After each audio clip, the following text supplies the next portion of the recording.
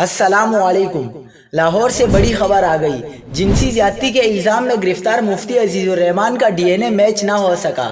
سوال یہ ہے کہ اب اس کیس میں آگے کیا ہوگا؟ آج کی ویڈیو میں تمام تفصیلات شیئر کریں گے۔ سب سے پہلے آپ سے درخواست ہے کہ ہمارے یوٹیوب چینل کو سبسکرائب کر لیجئے اور ساتھ ہی گھنٹی کے نشان پر کلک کر لیں۔ آپ کو بتاتے چلے کہ مدرسہ طالب علم سے مبینہ زیادتی کے الزام میں گرفتار مفتی عزیز الرحمان کے ڈی این اے نمونے متاثرہ طالب علم کے ڈی این اے سے میچ نہ ہو سکے۔